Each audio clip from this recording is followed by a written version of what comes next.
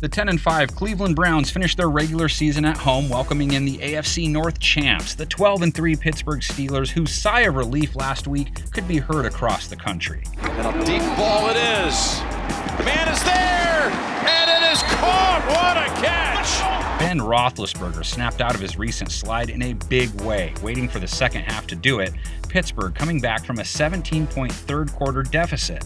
Roethlisberger ending his day with 3 TD passes, a rating near 110, and maybe more importantly, averaging 7 yards per attempt. Pump fake going down the middle, open, and it is caught for a touchdown! Now, 7 yards per attempt isn't going to jump off the page for most QB's stat lines, but for Big Ben, it was the first time he'd cracked that barrier in 5 games. Roethlisberger taking a few more downfield shots compared to recent weeks. Indy rushes 5. Roethlisberger, great throw. It's Claypool. For his efforts, Big Ben will get the final week off, the Steelers choosing to rest him this week, going with Mason Rudolph at QB. He'll be up against a Browns defense that held Sam Darnold to just 5.5 yards per attempt. It's now 2nd and 22 for Darnold, blocked by Andrews, and he throws it away. However, they didn't pick him off once. He threw 2 TD passes against them, and they gave up a third on a trick play. It goes over to Crowder. They got Berrios downfield at the 15 and to the pylon, and it is a touchdown.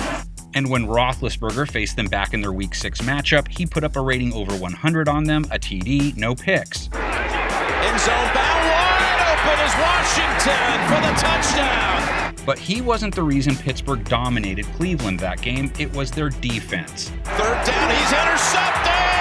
And there's an open field straight ahead, and the touchdown, and it's Minka Fitzpatrick. Baker Mayfield threw 2 picks, only mustered 119 passing yards, and a rating of just 54.9. And throws it, intercepted. And Baker was victimized by the Steelers' vaunted pass rush 4 times. He's still got the football, and he's going to take another big hit. Dupree and Watt. Pittsburgh's front has been just as relentless recently, too. Their sack streak is now at 72, and they got to Phillip Rivers 5 times. Remarkable, being the Colts were 2nd in sacks allowed heading into that game. Coming right in and taking him down at the 19-yard line. The Steelers' secondary fed off that pressure as usual, holding Rivers to a sub-85 passer rating while picking him off. Steps up, got hit when he threw it, and it's intercepted. Few teams have found much success against them through the air this year. Pittsburgh's numbers against the pass still sitting at or near the top in most passing metrics. Ball's tipped! Mayfield is coming off a game where little went right for him, too. Without his top 3 receivers, he got sacked 4 times. Fake to Chubb, blocked by the left tackle. Oh, knocked away. It's Fatukasi. Jumps on the ball, says he has it. Only scratched out 5.4 yards per attempt, and his rating didn't even crack 70. 3rd and 21, and incomplete. You would have thought the Browns would have just loaded up on their typically explosive run game, but Kareem Hunt only got 4 carries, Nick Chubb only 11, the Browns as a team finishing with just 18 and only averaging 2.5 a run. Nick Chubb, the 5th leading rusher in the NFL, wrapped up behind the line of scrimmage. That was an unusual dud from them along the ground, though, as they rank at the top in both rush yards per carry and rush yards per game still.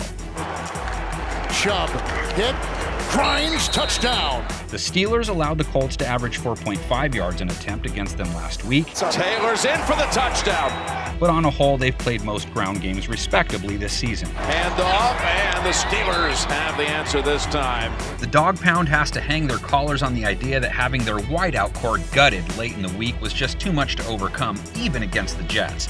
But regardless, the Browns now find themselves with the same record as 4 other teams in the AFC. However, they do at least control their own destiny, as they're in a win-and-in scenario in Week 17, and they seem to be in solid shape to pull it off, since the Steelers will be resting many of their key starters. Predictions: there should be tons of them this week for this game. We can't fit tons of them on our graphic, so why don't we just stick to our usual 6. Now here's Rivers. Watch behind him. The ball is on the ground. Picked up by the Steelers. Hilton. Tackled by Taylor at the 3. Just when they needed a spark, the Steeler defense comes up with 1. 2nd and 2. It is Chubb right through the middle. Touchdown, Browns.